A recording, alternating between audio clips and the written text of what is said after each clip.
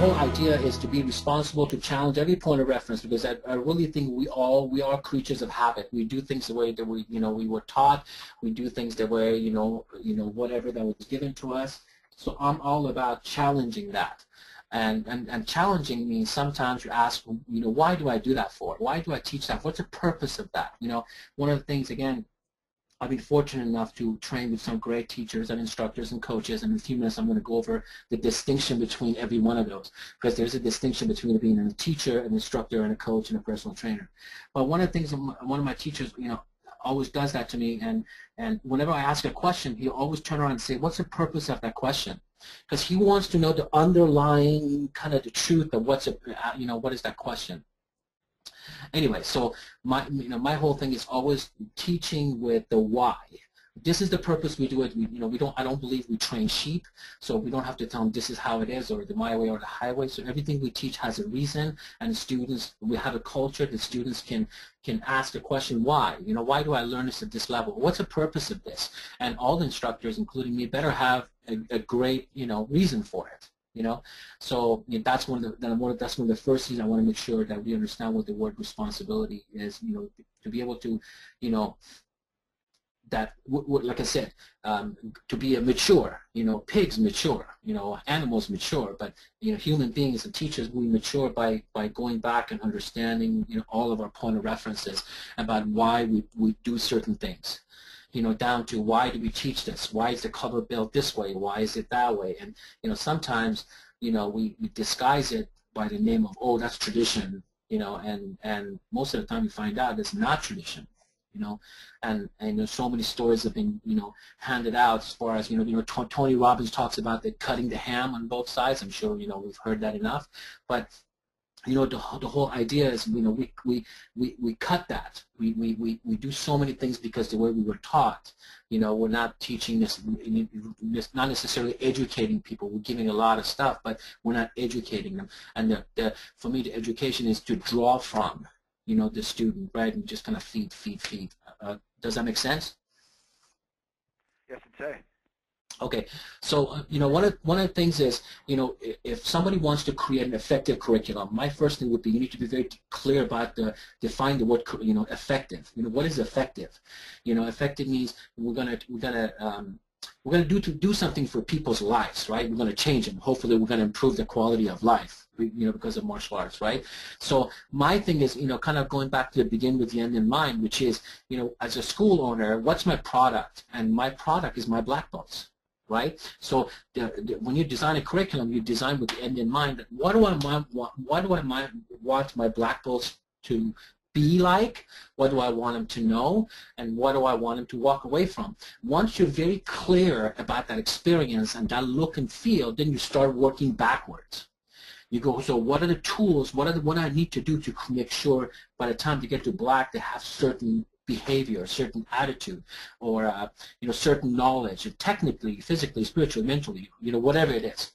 So I think the first thing will be you need to be clear about what that is, instead of just here is my black belt. I want them to know so many forms, or so many self-defense, or whatever it is, and.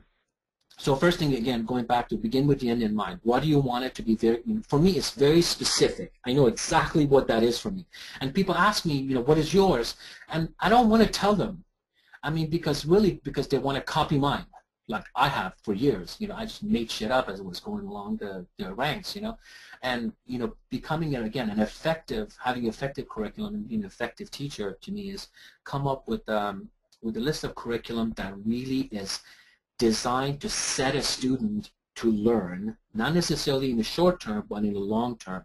Like a lot of times, to me, a good teacher does that. They might set you up for something, but 3 months from now, you're going to go, oh, God, that's what that means. Now I get it. Instead of giving all the answers right away and creating, all this stuff, And that's where we get into, the parts of a curriculum. For me to have effective curriculum, I need to have 4 parts into my curriculum. There's a physical, there's an emotional, there's a spiritual, and there's a mental. And the curriculum must have all these 4 things. If you can kind of visualize for me, and if I was more prepared, I would have done that for you. I apologize, but is if you can imagine, drawing from 1 to 10, kind of scoring yourself from 1 to 10, 1 being the worst physical shape, 10 being the best physical shape. Then emotional means 1 to 10, and emotional, by the way, means your relationship with yourself and your loved ones, and the culture of the school, between the relationship between instructors and students, you know, and spiritual, which means is there a culture that people know what the right thing is, right? Because there's a distinction between doing the right thing and doing something right, right? That's very important that people understand that, because you can cheat right. There's a lot of things you can do right, but might not be necessarily the right thing, right? You create a culture where it allows people to do the right thing, right? Not necessarily doing it right.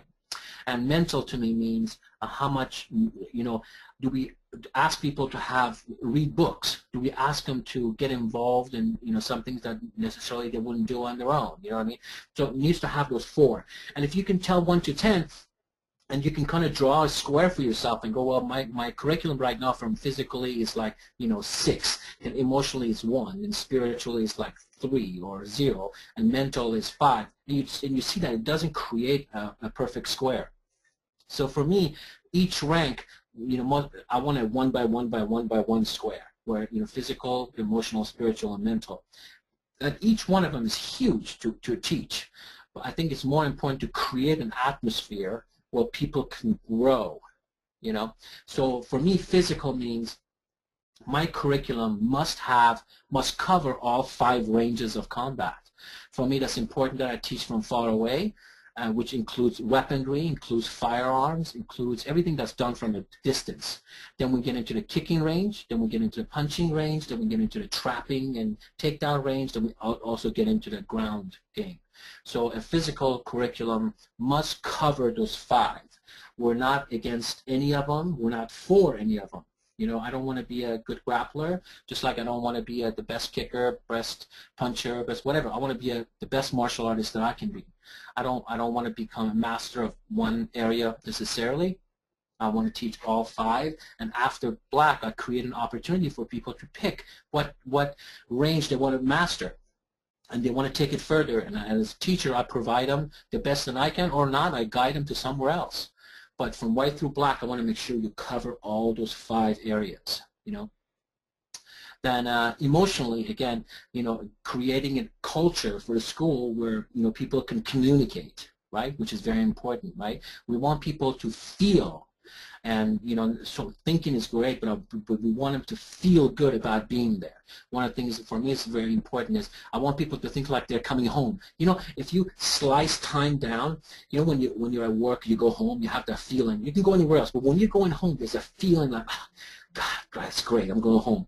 I want people to feel like that when they come to TKC, when they come to the studio. Even if you haven't been there for a couple of years, when they walk in the door, there's a, like, I feel like I'm at home. And that's the kind of a culture that I want to develop, you know, for my school. And spiritual, the same way, you know, and obviously mental, which is, you know, asking people to not to just have pretty words stuck all over the place, you know, and you know, Covey used to say the surest way, you know, somebody doesn't know the 7 habits if they made pretty framed pictures on it and put it all over the world, all over their offices. That's the surest way that you know they don't know it. So, and that's the thing is you know, you can have written curriculums and all this stuff together, but if who you are is not representing all this stuff, it'd be very difficult to convey that in a curriculum. And that's something that I look at some of the industry leaders, you know, people like Tom Callis, who have really been pushing that area, like, you know, just shut up, don't say anything, just, you know, be the gift that you are and be an example, and people will learn. You know, it's like, you know, you can't teach honesty. You just be honest, and, you know, people get it, you know. And we want to, for me, I want my black belts, when every student is here without a uniform, if one of my black belts come in, I want other students to recognize that guy is a black belt, even though they've never seen him, but there'll be a presence about him. There'll be something different about that person, you know, and hopefully that'll be like that in their life and whatever they do, that you're going to walk into a room and somebody's going to say, oh my God, there's something different about that guy. Not good, not bad, not, you know, whatever. There's just some energy that's different. You know, then once I get clear about that, then I go back and think about technically, you know, and put all my elements of my style, let it be jiu-jitsu, taekwondo, hapkido, whatever it is, kind of putting them in there. I don't know if that's making sense, Nick. Absolutely. Love everything so far. Just taking some notes here. Yes, sir. So but it's hard. I mean, I'm telling you, it's as teachers. Let me go over that distinction really quick. See, there is a difference between a teacher, instructor, and a coach. Or a personal trainer, right? There's a difference between the person who goes out and goes 1, 2, 3, switch, motivates everyone and train, and by the way, none of these are good or bad, right? They're just different things, But there's a distinction between these four. Like I said, a job of a teacher is to be an example, because we have a sign in our school that when you leave and you enter, it's right there. It says, always preach, right? Always preach, but if necessary, use words, right? Which is, again, it's one of those pretty little plaques that we stuck on our wall, and we look at it and we get goosebumps. You're like, oh my God, that's great. Heart warms your heart. Then 2 hours later, you like to back to whatever we were doing, right? So our job as martial artists is to go back, past that point that we kind of get goosebumps. Oh my God, that sounds so good. Then the reality hits, right? So to me, a job of a teacher is to be an example all the time and provide what's called a psychological air for people. I want to kind of explain that to you, what that means. So psychological air as teachers. It's like what I try to do with my family. I mean, I do it my best to do that with my wife, and she always tells me I'm not very good at it, but I try my best, but, that's what I want to do with my kids. So imagine right now all of us, all the people that are, 30 or so, 40 people that are listening to me, you guys are hopefully kind of interested in what I'm saying, hopefully. And, but imagine if we sucked the air out of our rooms and there was no oxygen to breathe. I mean, how interested would you be in what I'm talking about, right? None at all. So, but the fact that the oxygen is there now, we don't appreciate it, right? So as teachers, we want our schools to create what's called a psychological air, that people feel like they're listened to and they're comfortable about opening up and having transformations. And transformation, I'm sure many of us have had it, but a physical transformation, emotional, spiritual, mental. I mean, this morning, I had a private lesson with Sensei Benny this morning at 7, and I tell you, my experience, my first thing I had to do was make sure I put my student hat on, and when I'm a student, I literally had tears in my class with him, because it's so emotional, when he stretches me out. I mean, the stuff just, literally comes out, and he talks about that, or he calls me up on it, or challenges me on the way I'm acting, or my questions, or, the amount of attention that I want, and the amount of attention that I deserve. And, he's very much into that. He's very much in tune with that, and he calls me up on it. So it becomes, the private lesson becomes a lesson in life more than just, here it is, let's do some kickboxing. So as a teacher, that's our job. Then you can be an instructor, which is, you obviously somebody else has designed a curriculum, then you teach the technique, and this is what it is. But again, I want to make sure we teach with whys. We teach with hows, not only with hows, but why we do this for, and we live on different times right now. It's not like, I don't know, 20 years ago where you could sell the myth of the martial arts, where you could say, oh yeah, I'm the master of so-and-so and this, and this deadly techniques of this and this. People are way too educated right now. They go to YouTube, or the techniques that you show them, the first thing comes to their mind is, well, I haven't seen that in the cage, or I don't see that at UFC, or, that doesn't make sense, So we got to go back and reevaluate, the technical stuff that we teach.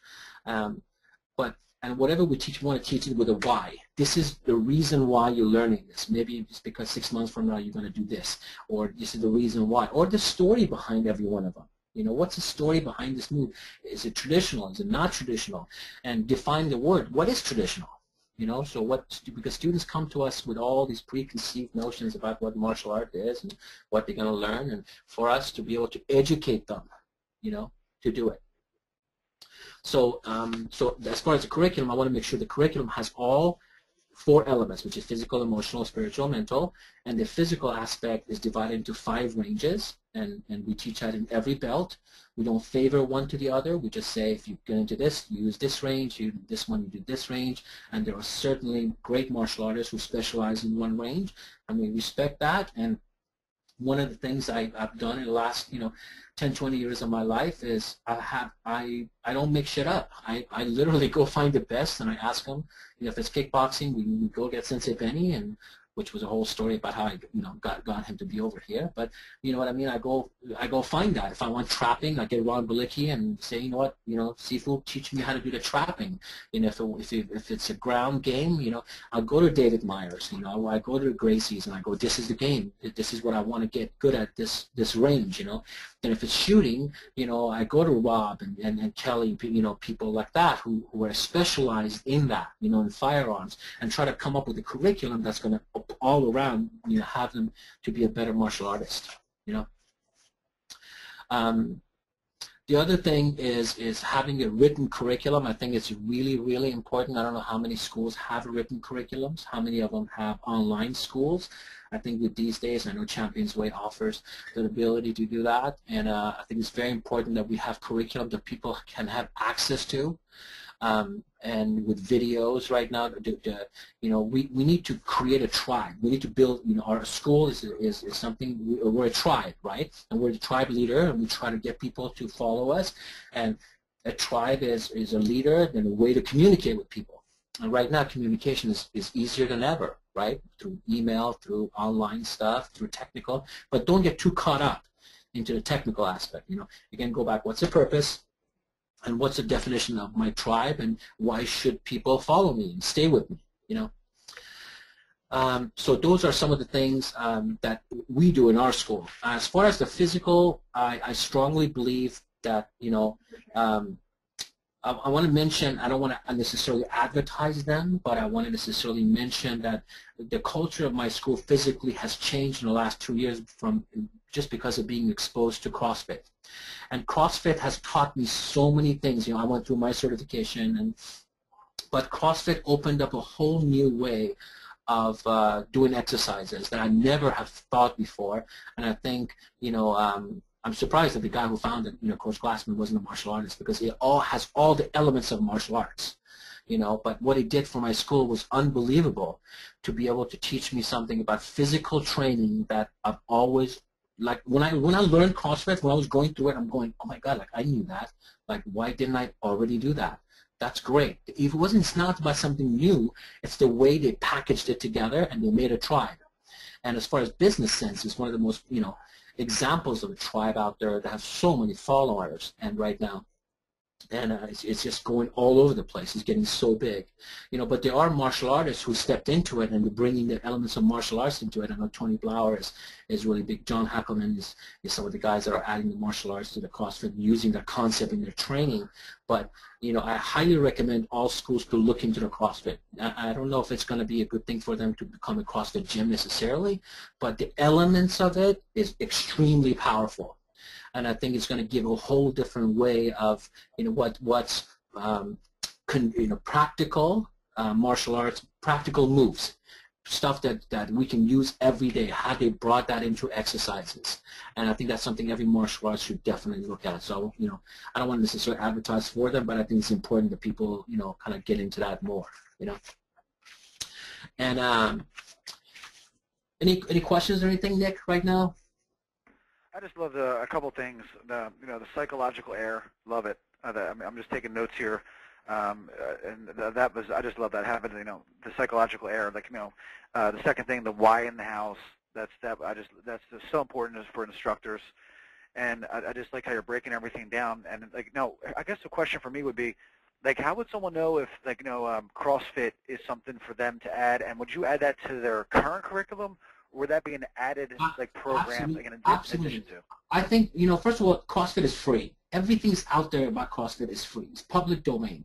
So do you have to go through certification? That'd be great if you do, but you don't need to. If you just spend some time educating yourself about what it is and what what they did about taking fundamental moves and making them practical. Like in their life, every kid is going to pick up something from the ground and put it on the shelf. Every kid will do that. But do we teach them that? No.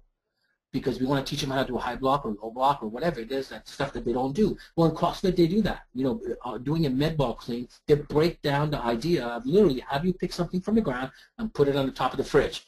Or how do you get something from the fridge that's kind of heavy and put it on the ground?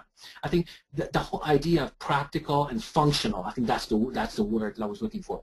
How do you come up with functional moves that people are going to do, and parents at home will go, oh my God, how did you learn how to do that? Then they turn around and go, well, of course, we learned that in martial arts, right? There's no better advertising for us than that, creating that experience that, you know, somebody comes in, the kid goes to someone's house and walks in and says hello to the elders, introduces themselves with the 3 T's, you know, shakes hands, says the name, look at the eyes, and hi, my name is whatever, good to see you, sir, then go back and sit down. Because right there, that's our best advertising. Our best advertising is not social media. Our best advertising is not, you know, coupons and whatever it is creating products out there that people are going to look at and go, oh my God, I want my kid to look like that.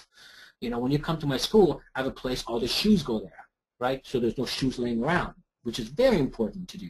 So when a parent comes in and sees, you know, I'm talking to, you know, potential students or future student, and all these other kids are coming in, saying hello and putting the shoes away in a little cubby, then walking away, I'm telling you, I've created an experience for that mom or dad to think, oh my God, I want my kid to do that. I don't want them to come when they see a kid throw somebody else to the ground and arm lock them, and they go, oh my God, I want my kid to do that. No parents want that. The parents is going to come in and see, how did you get these kids to come in, and they walked in to say hello to you, and they put the shoes away in the cubby and walked away. Like, that's a kind of a thing that I want to create in people. That's a functional move, right? And CrossFit has done that. They've done that with many of the lifts, with the Olympics lift, with their balls, with the equipment, with the pull-ups, you know. And the other thing is, see, to me, martial art doesn't create experiences that has to do with goals. I don't think belts are enough. See, in our school, we have a 30-feet rope, and for us, it's a requirement to climb a rope. Well, you know, almost everybody's afraid of the rope. But I tell them that it's not the rope that we're after. It's not the, you know, the idea is you cannot fake climbing a rope. See, you're not allowed to fake that. Because, and not that I mean, somebody allows you or not, you know, it's a natural law. You cannot fake that. You either climb a rope or you can't, right? But I tell you, if the day comes when you climb the rope, you will not be the same person. Something in you will change forever the day you put your hand up there on top of the rope and you touch it, knowing that it took you 6 months, a year, 3 years to get it, right?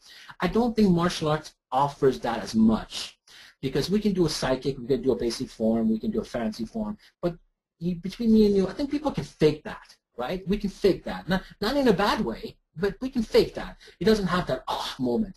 But doing your pull-up on your own the first time, or doing a muscle-up on your own, I mean, you can create such a transformation in people that they will not be the same person. You know what I mean? So that's what kind of CrossFit introduced to me, to create movements that I don't care how much of an athlete you are, you're not going to be able to do this unless you work on it so-and-so, and learn a good form. And when you do it, they'll be like, oh my God, like, I can't believe I did that, you know? And that's what we want to create for people, you know? So that's, again, it's not so much the CrossFit, it's what CrossFit offers. And once you understand those fundamentals, you can bring it in and use your own technical things to it. You know what I mean? But the idea is to use the concept of the word functional. I hope that answered your question. Oh, greatly. That answers the question greatly, Sensei. I just, again, it's like right away, I love that I'm doing most of the things you're talking about when it comes to teaching. I have not implemented CrossFit yet, but the spiritual, mental, physical, all the things you're talking about, it's relieving for me, knowing that I'm implementing all these types of character development and life skills. So this is just great content, and I think when everyone's at your class in California, you know, and they'll see you and get more details, I'm sure this is going to be a huge benefit for all of our clients. So amazing content. Love the passion also. Right. And another question too, Sensei. This is from one of our clients. Can we have a copy of your curriculum? Well, see, here's, again, going back to what's the purpose of that question. The purpose of the question is the easy way out. Oh, give me yours so I can follow it. Give me yours so I can just make it look like yours, right? And that's where most people miss, right? So the idea is you must learn the why and the how, right? Then you put it all together, then you come up with a product yourself. I will guide you, but the bottom line is you need to create what you think is right. Remember the definition. What's the difference between doing something right and doing the right thing? You can do it right by coming in and getting my curriculum, or go buy somebody else's. God, enough, of them out there. If I hear one more package, $99, I'm going to throw up, But if you want to go buy somebody else's curriculum, well, that's the easy. That's doing it right. But is that the right thing? You know what I mean? That's not the right thing, right? So we want to do the right thing by going through the process of breaking this bubble. You know what I mean? Understanding every step. Then what you end up with is yours, good or bad. It's yours. And I want to mention something else, which I apologize. I should have done this in the beginning. I usually, any kind of meeting that I have and any kind of class that I teach, I usually have some ground rules. And one of them is I want to make sure nobody makes me an offender for a word. And what that means is I've been to too many seminars and people talk and they say one word and I'll make them an offender for that one word and I shut them down. I even shut the class down. Like, okay, I'm not going to take that class anymore because he said taekwondo is bad, or he made a joke about women, so I'm just going to shut him down. So I hope nobody makes me an offender. I hope you guys all that are listening to this be bigger than who you are, and don't make me or in generally anybody an offender for one word, because I mean, it's happened to me before where, I've been talking about my wife, and in the middle of a conversation, she names, an ex-boyfriend, and I'm like, oh my God, like mentally in my head, I'm like, shut her down, and subconsciously, even punish her, for saying, mentioning the poor guy's name, So, but I'm bigger than that now. So I, if it really bothers me, right in the middle of it, I stop her and I go, hey, what was that? And 99% of the time, it's nothing. But, being human, we try to make things bigger than they are. So I hope that, during this class, nobody made me an offender for one word, because that will not be cool, Yes, Sensei. And guys, if there's any other questions from anybody else, please just type in the chat box. So we have about 5 minutes left for Sensei. And again, he will be speaking at the Seaway, which is next Friday and Saturday, on designing curriculum. And I can't wait to get some more ideas from him as well. The Seaway again is in Anaheim. We have some great speakers there. Sensei Fariborz will be there. Master Tom Kalos, Dave Kovar, Master Farid. We also have Sean Jimenez, Flavio Almeida, to name a few. Roland Osborne, Melody Schumann, Ace Ramirez. I'm really looking forward to getting out there. Sensei, again, my mentor, Master Farid, again speaks very highly of you, and it's amazing. Like just going through all this content. I do consider myself a pretty above average instructor. And just the content that I'm taking from this that I'm going to implement to my staff, just I love it. So I can't wait to hear your class. So if anybody else has any other questions for Sensei, please type them in the chat box. And Sensei, let's see, we do have a question coming in now. What is the best way to teach others to teach good quality curriculum? Well, first thing would be, do you have a good, solid curriculum? If that's there and the person believes in it and does it, then that's the best way, and acts like it, you know what I mean, and is an example of it, they'll be able to teach it, they'll be able to convey it. Now you can get into the technical aspects of how do I teach a low block better, right? And that's a technical question, because we don't have the time or the facility to talk about that technical. But once you understand the why, I think the how will come. So how to do that will be, if you're training your staff, you must know the staff member. You have to start with the character of the person first before you give them the responsibility to teach. You can teach technically all day long, but it's very difficult to train someone for character. I mean, I'm a true believer. They either have it or they don't. The kids come good to us, we make them better, right? The person who's going to carry that and be responsible for teaching, I'm going to put them through hell. I want to know everything about their family and their friends and, what kind of person they are. And just because they know how to kick and punch, that doesn't mean they're going to be a good instructor. Because I've learned that the hard way, Sensei. You and I know there are way too many trained by YouTube right now, right? People are getting just, trained by whatever. Yes, Sensei. Sensei, I have a question for you. This it's kind of on topic, but I posted this a couple days ago on Facebook because I've been noticing. I'm talking to a lot of different school owners, and some schools have a lot of almost too many programs. For example, they have their traditional karate, but then now they also have cardio kickboxing, Zumba, boot camp classes, all these different types of programs. And it was interesting. Another person had commented they thought it was a poor question. And I was surprised because all I'm trying to do is, get the opinion, of experts or anyone in the field that would have a good perspective on it. What do you feel is the best thing to do? To have multiple programs, or to have your core and maybe a cardio kickboxing, maybe a BJJ program? What is your feeling on that? And also, do you think that's a bad question? Well, I mean, there's no bad question. I think the purpose of your question is to create controversy, is to create a ground where people come in and talk. And that's not a bad question. You know what I mean?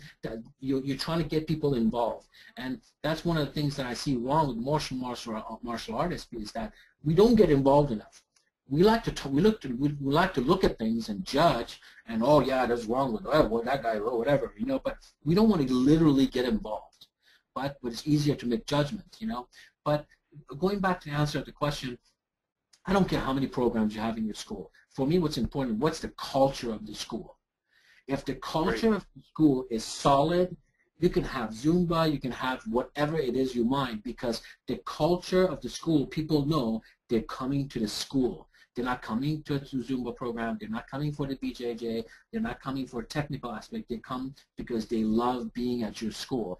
Again, technically what they do on the mat is a whole different thing. They can do 300 different things. But what's important, the first question is, do they love and they feel good about being in your place? Once they're there, they can do many, many different things. But my whole thing is, what's the purpose of it, and is it a piece of the puzzle that's going to connect together, creating your experience? If it's something that you're just going to stick it out there for a heck of it, it's not going to do it. You know what I mean? Absolutely, Sensei. And if I could interject real quick, and a lot of a part of the question had it was on personal experience. I totally agree with what you're saying. I do believe, however, with a Zumba program, if you're bringing an outside person, to come in and teach Zumba, that really has no affiliation with your school. They never came through the ranks. Maybe you met them just through a friend or something like that. What I was getting at to help instructors or school owners prevent something happening to me was that like Zumba, like I'm not ever going to go out there and teach a Zumba class. That's just not me. I'm like you. I'm sensei. I love martial arts. I'm not into dancing. I added this program at my school, and for what the instructor decided to leave, and those people left. So like the reason why again, like I try to help schools not have the same challenges that happened to me. You know what I mean? And like if you have a martial arts instructor that also does Zumba, that's loyal to you, that's what I think would be a good idea. But bringing someone outside to do these types of programs, whether it's Zumba, cardio kickboxing, or even BJJ or whatever, I just think that there's some pitfalls and some challenges that could come down the road. Well, again, it's going back to, what do you want in a long term, right? And yes. You have to learn how to gracefully and passionately say no to people and to some of these temptations just because it sounds good. I'm going to bring somebody, but I personally will not allow anyone to represent my school in any shape unless you've been with me long enough. I don't care what technical thing you have, but you have to, because you have to represent the school. You do not represent. Nobody represents their own program. That's a wrong way. Sensei, that's what's happening a lot. I mean, from a lot of schools, what they're doing is, they're seeing these programs as income generators. And a lot of times, whether whether they're getting them from Craigslist or from friends, and I totally, again, through experience, totally agree with you now. I made a mistake, and I really before that I had never had anybody coming in teaching classes that was not someone that I either trained for years or I had a close relationship with. And so yeah, I totally agree with you, and that's I'm sure this is something that could help a lot of people that are either thinking about doing something. Maybe it'll give them that second thought before they decide to pull the trigger and say, yeah, I want to get this person from, I don't know who they are, but yeah, let's do this. Because I have school owners calling me saying like they want to add yoga or a program like that. And I said, well, let me ask you a question. It's kind of going back to what you said, Sensei. Why do you want to add yoga? You know what I mean? Like, what is the purpose? And well, I think it goes hand in hand with the martial arts. Okay, so that's why you want to add yoga. You know what I mean? Like, so yeah, just I love this. I love this topic in general. Just curriculum, teaching, adding classes, and your experience obviously is great for all of our clients to hear. So we appreciate it. No problem. Let's see here, Sensei. Here's a good question. When will you be getting into Anaheim? I get there Saturday morning because I'm kind of local, so it's only about an hour drive for me. So Okay. I leave early morning, and I'll be there till like 3 or 4 in the afternoon, and I'll hang out. So I'll be there most of the day because again I want to see some of my personal heroes. I know Tom's going to be there, Dave Kovar is going to be there, and I want to make sure I get my dosage of them. Awesome, Sensei. And Sensei, could you just type your email address in the chat box? That way, in case some people were asking, when you're going to be there, that way they could personally maybe just shoot you an email. Maybe you could set up a time for them to talk in a little more depth, a little more time. Would that be possible? Absolutely. So let me see. I'm going to send, so it's my last name basically. So azhaph@gmail.com. So I would appreciate it. As a matter of fact, every class that I do, I want feedback. So if there is, one person right now listening to me, I want you to send me an email. I want you to send me what you got out of today. If there's, 27, 37, whatever people is, you owe this to me because that's the only way I'm going to get better. And that's the only way for you to write down your experience and go over it again and send it to me in an email. It's all around and win. Everybody wins. But if you just came and listened and hopefully got some goosebumps and now you're going to go out and to your real life and you're going to forget about it, then forget it. I mean, I didn't do my job. But if you took something from today, I want you to care enough, and that's the word, right? Care enough to send me an email. And say, this is what I got, and this is what I'm going to do about it, or this is what I got, and I don't know what to do about it, but either way, I just want to let you know that I care enough to send you an email. Because that by itself, I'm telling you, my friend, that by itself is the culture that we want to have in our school. That you ask a question, I'm going to care enough to own the question, and I'm going to get back to you, rather than saying, when does my son test? Oh, I don't know, go ask the instructor, go ask this person, or, there are too many of those going on, so, again, let's go back to something we have total control right now. So the thing is going to be, if you guys are listening to me right now, if you care enough, and if you learn something, you must send me an email and tell me what you got out of it. Okay? At the end of every class, I'll ask for feedback. Because people better have something, because if they don't have something, that means they don't care enough, right? So, and I don't want spectators. I want participants, right? Hopefully, people are here to be participants, right? You're not just here to listen to me and kind of go on with the rest of your day, Yes, Sensei. Love it. That's great. That includes you, by the way, Nick, right? Sensei, I have a couple questions for you already, and I'm going to give you some obviously great feedback, so I will definitely make sure I email you. You remind me, it's funny, you actually remind me so much of Master Freed. So, he's the same way. Like, after I spent a week with him in Vancouver, he wants reports on, what I learned, and it's like, and I take what I learned from him and senseis like you, and I implement that with my students and also, other martial arts schools that I'm helping as well. And it's great to constantly be learning, and love it, Sensei. So this was absolutely one of the best webinars I've had with ChampionsWay. I've been to mostly all of them for the past 12 years, and I know we'll be having you again, and we look forward to having you speak at the Seaway.